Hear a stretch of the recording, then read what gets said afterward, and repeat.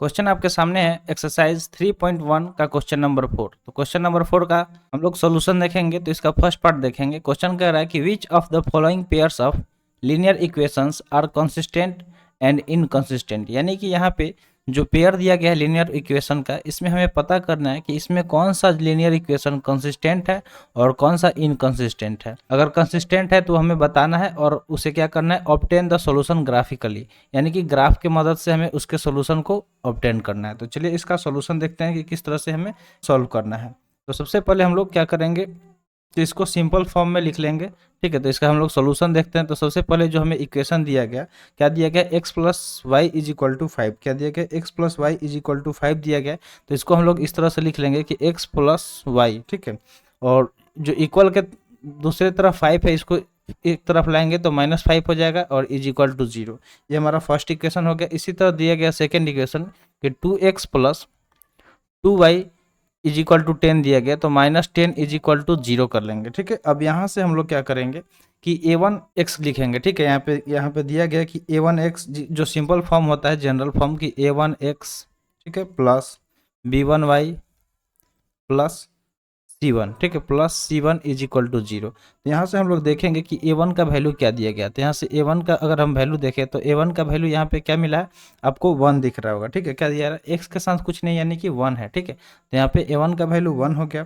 इसी तरह B1 का हम देखेंगे तो B1 का वैल्यू क्या दिया गया, तो B1 का भी वैल्यू 1 दिया गया। और C1 की अगर हम बात करें, ठीक है, C1 की बात करें तो -5 वैल्यू दिया गया है। सेम वे में हम लोग इस पे देखेंगे यहाँ पे, तो A2x plus B2y plus C2 is equal to 0। तो यहाँ से A2 का वैल्यू अगर हम देखें, A2 का वैल्यू, तो A2 का वैल्यू क्या दिया गया है, 2 दिया गया है। ठीक है, इसी तरह अगर हम B2 का वैल्यू देखें तो B2 का वैल्यू यहाँ पे क्या दिया गया है, 2 दिया गया है।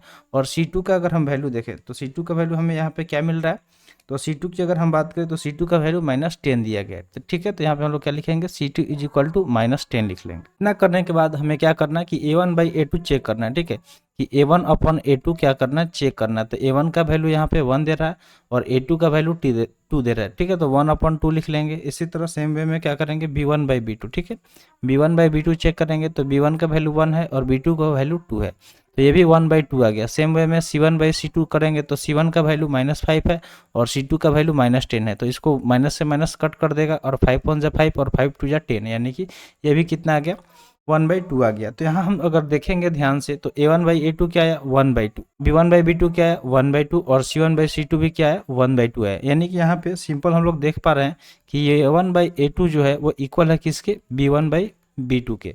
और सेम वे में B1 बाई B2 किसके इक्वल है, तो C1 बाई C2 के इक्वल है। अगर इस तरह का आपको मिलेगा तो यहाँ पे हम लोग इसको क्या बोलेंगे कि ये जो है ये कोइंसिडेंट कर रहा है, ये जो लाइंस है वो क्या कर रहे हैं, कोइंसिडेंट कर रहा है। तो हम लोग लिखेंगे कि लाइंस आर कोइंसिडेंट। ठीक है, लाइंस क्या कर रहे हैं कि कोइंसिडेंट कर रहे हैं। ठीक है, तो लिख लेंगे कि लाइंस आर कोइंसिडेंट।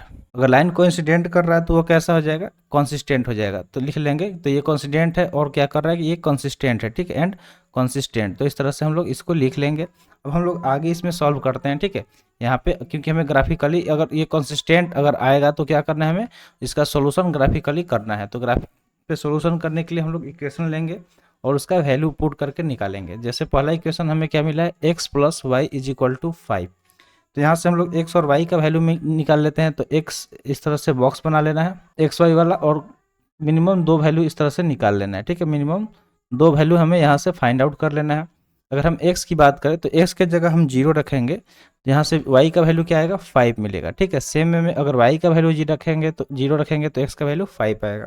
तो ये हमें मिल गया। अगर दूसरा इक्वेशन देखें तो क्या दिया गया है, 2x plus 2y is equal to 10 दिया गया है। यहाँ से भी हम लोग इस तरह से बॉक्स बना लेते हैं। इसमें x और इसमें y का वैल्यू हम लोग लिख लेंगे। अगर x का वैल्यू 0 रखेंगे, ठीक है, तो यहाँ पे क्या करेगा, 2 इंटू 0 क्या हो जाएगा, 0 हो जाएगा और 2y इज इक्वल टू 10 बचेगा। और यहाँ से y का वैल्यू क्या मिलेगा, हमें 5 मिलेगा। तो x का 0 रखने पे y का वैल्यू 5 किस तरह से आया, तो देख सकते हैं 2 multiply by 0 plus 2y is equal to 10। तो ये तो टोटल 0 हो गया, यहाँ पे बचा 2y इज इक्वल टू 10। तो y इज इक्वल टू क्या आ जाएगा, 5 आएगा, क्योंकि ये 2 10 को कट कर देगा। तो इसलिए यहाँ पे अब सेम वे में हम लोग यहाँ पे 0 रखेंगे तो y का वैल्यू 0 रखने के बाद x का वैल्यू क्या मिलेगा, 5 मिलेगा। तो हम लोग देख रहे हैं कि यहाँ पे भी सेम वैल्यू मिल रहा है और यहाँ पे भी सेम वैल्यू मिल रहा है।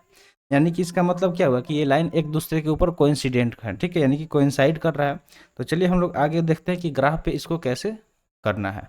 तो चलते हैं ग्राफ वाले पेज की तरफ। तो हम लोग आ गए हैं ग्राफ वाले पेज पे। यहाँ पे हम लोग ग्राफ का वैल्यू देखेंगे कि ठीक है, जो भी हम लोग वहाँ पे निकाले थे, जैसे कि हम लोग यहाँ पे x अपॉन वाई था, ठीक है, और x का इस तरह से जो बॉक्स हम लोग यहाँ पे बनाए थे, तो बॉक्स वाला वैल्यू यहाँ पे हम लोग रख लेंगे, ठीक है।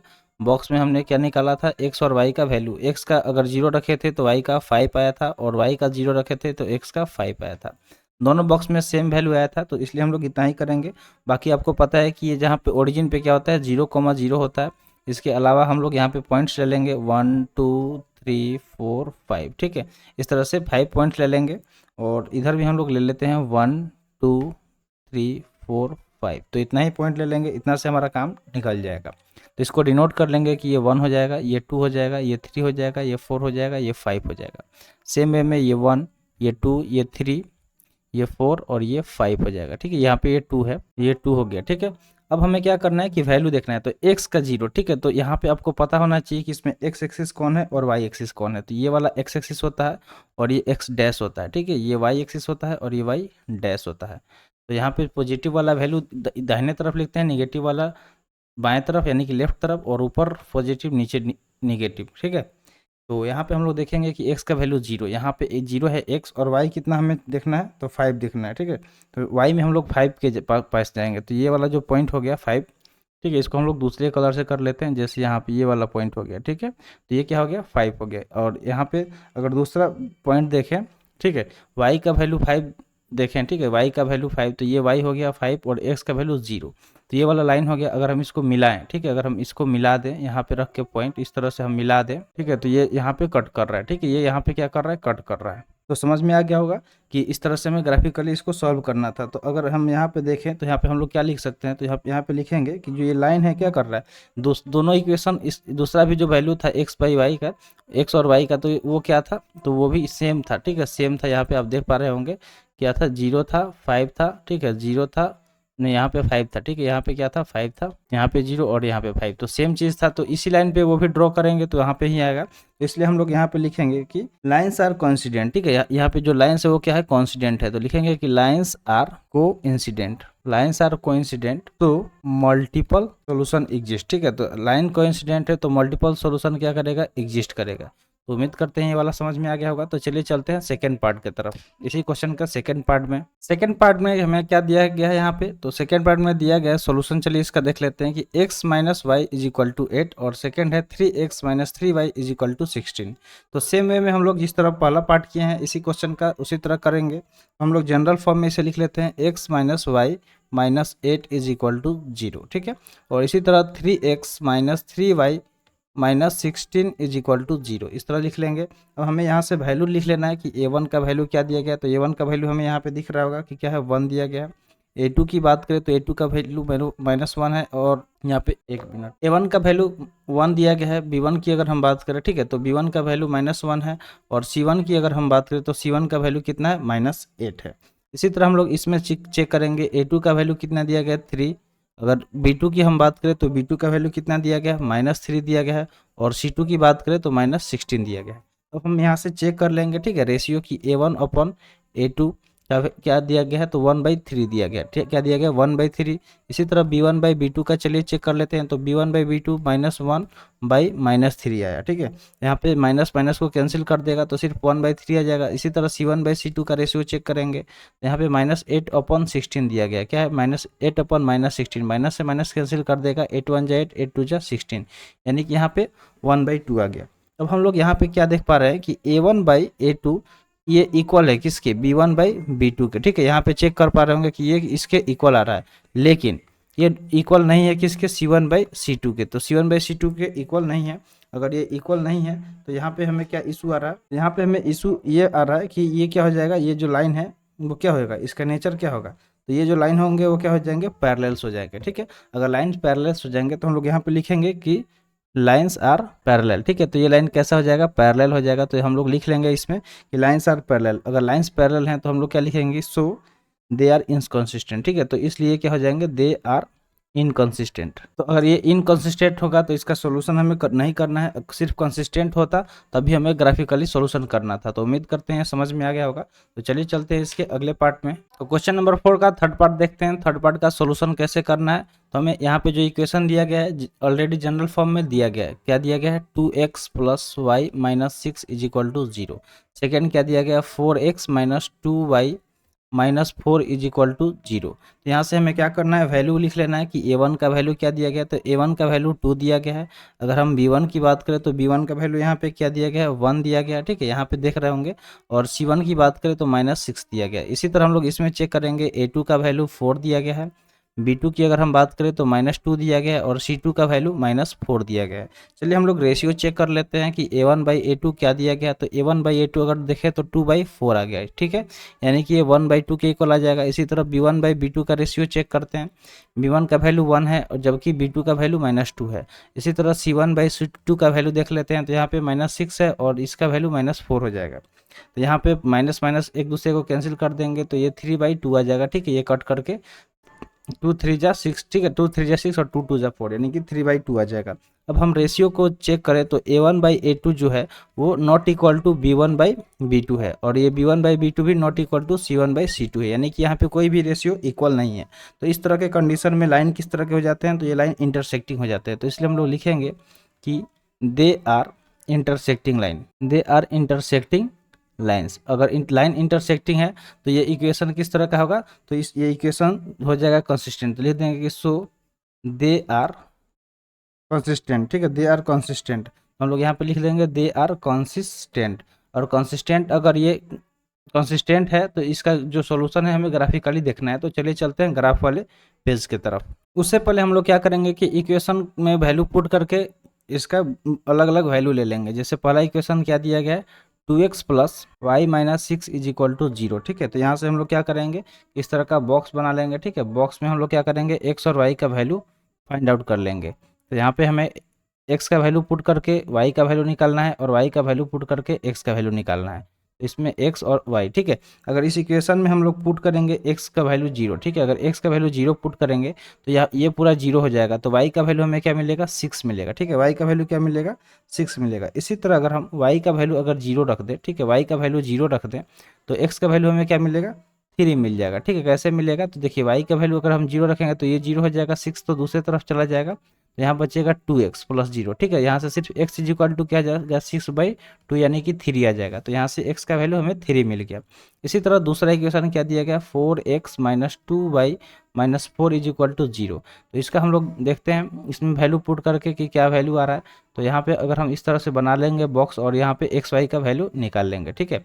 तो चलिए एक्स का वैल्यू यहाँ पे हम लोग क्या करते हैं x का वैल्यू 1 रख देते हैं, ठीक है, यहाँ से पे x और y। तो इस सबसे पहले हम लोग x का वैल्यू अगर 1 रखते हैं, इससे अच्छा हम लोग क्या करते हैं कि y का वैल्यू रख लेते हैं, ठीक है। इससे अच्छा हम लोग क्या करेंगे कि y का वैल्यू रख लेंगे। तो y का वैल्यू अगर हम 0 रखेंगे तो y का वैल्यू यहाँ पे 0 रख लेते हैं, ठीक है। y का वैल्यू 0 रखेंगे तो y का वैल्यू 0 रखेंगे तो ये पूरा 0 हो जाएगा, ठीक है, ये क्या हो जाएगा 0 हो जाएगा। तो बचेगा क्या 4x इज इक्वल टू 4 यानी कि x का वैल्यू हमें 1 मिल जाएगा, ठीक है। तो x का वैल्यू हमें 1 मिल जाएगा।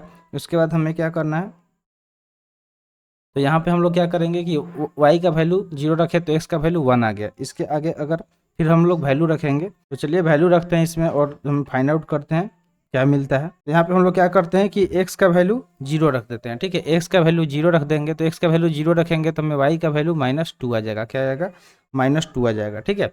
तो यहाँ तक हम लोग क्या कर ये वाला बॉक्स ले लेंगे, चलेंगे ग्राफ वाले पेज की तरफ। तो हम लोग आ गए हैं ग्राफ वाले पेज पे। यहाँ पे इस तरह से ग्राफ का लाइन ड्रॉ कर देना है और जो भी वैल्यू यहाँ पे आया था वो लिख लेना है, ठीक है। यानी कि हम लोग x का वैल्यू 0 रखे थे तो y का वैल्यू 6 आया था, ठीक है। तो यहाँ पे हम लोग उस तरह से इसमें वैल्यू पुट कर लेंगे, ठीक है। तो इस तरह से वैल्यू हम लोग 1 2 3 4 5 6, ठीक है, इस तरह से हम लोग वैल्यू ले लेंगे। फिर इसी तरह 1 2 3 4 5 और एक वैल्यू थोड़ा सा इसको ऊपर बढ़ा के यहाँ पे हम लोग 6 ले लेते हैं, ठीक है। यहाँ पे क्या ले लेते हैं 6 ले लेते हैं। हमें माइनस में सिर्फ दो ही -2 तक चाहिए तो -1 और -2 ले लेते हैं, ठीक है। ये 1 2 3 4 5 और 6 हो गया। अब देखिए x का वैल्यू 0, ठीक है। यहाँ पे आपको पता है कि ये 0,0 यानी कि ओरिजिन है। तो x का वैल्यू 0, ये क्या हो गया x एक्सिस हो गया, ये y एक्सिस हो गया और ये x डैश हो गया और ये y डैश हो गया, ठीक है। ये क्या हो गया तो अब यहाँ पे हमें क्या करना है, वैल्यू, ये जो वैल्यू है इसका लाइन ड्रॉ करना है। तो x0 y6, ठीक है, ये 0 वाला हो गया x0 और y6, यानी कि यहाँ इस पॉइंट पे आएगा, ठीक है।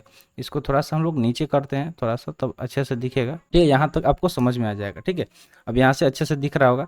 तो यहाँ पे हम क्या करेंगे, ये वाला एक लाइन हो गया, और दूसरा क्या है, अगर x का वैल्यू 3 लेंगे तो y 0 आएगा, ठीक है, x का वैल्यू 3 लेंगे तो y 0 आएगा, यानी कि यहाँ पे, ठीक है। इसको हम लोग क्या करेंगे, ये जो पॉइंट आया है इसको ड्रॉ कर देंगे, ठीक है। इसको क्या करेंगे, आपस में मिला देंगे।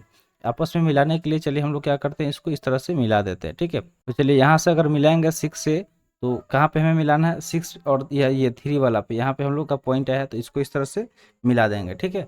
अब दूसरा जो हमें यहाँ पे वैल्यू मिला है, ठीक है, दूसरा जो वैल्यू रख के चेक करेंगे ये दूसरे इक्वेशन का। तो x का 1 है, y का 0 है, ठीक है, x का 1 यानी कि ये वाला 1 हो गया, और y का 0, ठीक है, y का क्या हो जाएगा, 0 हो जाएगा। x का 1 है और y का 0 है, तो चलिए इसको हम लोग देखते हैं रख के। तो x का 1 ये हो गया, y का 0, ठीक है, तो ये एक लाइन हो गया। और दूसरा लाइन क्या है, तो x का 0 है, ठीक है, x का 0 है यानी कि ये, और y का कितना हो जाएगा, तो -2 आ जाएगा, ठीक है, y का वैल्यू -2 आ जाएगा, यानी कि ये वाला हो जाएगा, ठीक है। और जब इसको हम लोग आगे फर्दर क्या करेंगे, मैच करेंगे, यानी कि मिलाएंगे। तो जब इसको हम लोग मिलाएंगे, देखिए, ठीक है, इसको हम लोग मिलाते हैं यहाँ से। तो अगर हम यहाँ से मिलाना शुरू करें, ठीक है, यहाँ से मिलाना शुरू करें, यहाँ से जब मिलाएंगे तो ये जहाँ पे कट करेगा, ठीक है, इसको देखना है कि ये कहाँ पे कट कर रहा है दूसरे लाइन को, क्योंकि ये लाइन क्या है, इंटरसेक्टिंग है। तो यहाँ पे ये लाइन कट कर रहा है, ठीक है, इस पॉइंट पे ये लाइन कट कर रहा है। ये वैल्यू देखना है, यहाँ से 2 आ रहा है, और यहाँ से भी ये क्या कर रहा है, 2 आ रहा है, यानी कि 2,2 पे ये कट कर रहा है। तो हम लोग यहाँ पे क्या लिखेंगे कि सोल्यूशन ऑफ दिस इक्वेशन क्या हो जाएगा, यहाँ पे हम लोग लिख लेंगे कि solution of this equation is x is equal to 2 and y is equal to 2। ये हमारा क्या हो जाएगा, सॉल्यूशन हो जाएगा। तो उम्मीद करते हैं आपको समझ में आ गया होगा कि इस पार्ट का सॉल्यूशन किस तरह से करना था। तो चलिए चलते हैं नेक्स्ट पार्ट की तरफ। तो क्वेश्चन नंबर 4 का हम लोग फोर्थ पार्ट देखने वाले हैं। तो चलिए इसका सॉल्यूशन देखते हैं। तो यहाँ पे इक्वेशन दिया गया है, क्या दिया गया है, 2x minus 2y minus 2 is equal to 0। Second क्या दिया गया, 4x minus 4y -5 is equal to 0। तो यहाँ से चलिए हम लोग वैल्यू सेपरेट कर लेते हैं, a1 b1 और c1 का, ठीक है। तो यहाँ से हम लोग देखेंगे तो a1 का वैल्यू 2 आया है, b1 का -2 आया है, और c1 का -2 आया है, ठीक है। इसी तरह a2 b2 और c2 का वैल्यू हम लोग यहाँ से निकाल लेंगे। a2 का वैल्यू 4 आया है, b2 का -4 आया है, और c2 का -5 आया है। तो चलिए हम लोग यहाँ पे रेशियो चेक कर लेते हैं। रेशियो अगर हम चेक करें a1/a2 का, तो ये क्या आ जाएगा, 2/4 आ जाएगा, यानी कि 1/2 हो जाएगा। इसी तरह b1/b2 हम लोग चेक करते हैं। तो b1/b2 देखेंगे तो -2/-4 हो जाएगा, यानी कि ये क्या हो जाएगा, 1/2 आ जाएगा। c1/c2 की अगर हम बात करें तो -2/-5 दिया गया, क्या है, -2/-5, तो ये क्या आ जाएगा, 2/5 आ जाएगा। तो यहाँ पे हम लोग देख पा रहे हैं कि a1/a2 जो आया है वो किसके इक्वल है, b1/b2 के, ठीक है। यहाँ पे b1/b2 के इक्वल है, लेकिन ये किसके इक्वल नहीं है, तो c1/c2 के। तो जब इस तरह का फॉर्मेशन होता है तो ये लाइन किस तरह का होता है, पैरेलल्स होता है। तो लोग लिखेंगे सो लाइन्स आर पैरेलल, ठीक है। तो ये लाइन किस तरह का हो जाएगा, पैरेलल हो जाएगा। और जब लाइन पैरेलल होता है तो ये क्या हो जाएगा, इनकंसिस्टेंट हो जाएगा। तो लिख देंगे एंड इनकंसिस्टेंट, ठीक है। अगर इनकंसिस्टेंट होगा तो इसका कोई सोल्यूशन एग्जिस्ट नहीं करेगा। तो उम्मीद करते हैं आपको सोल्यूशन समझ में आ गया होगा। तो आज के लिए इतना ही, मिलते हैं फिर अगले वीडियो में। थैंक्स फॉर वॉचिंग, जय हिंद।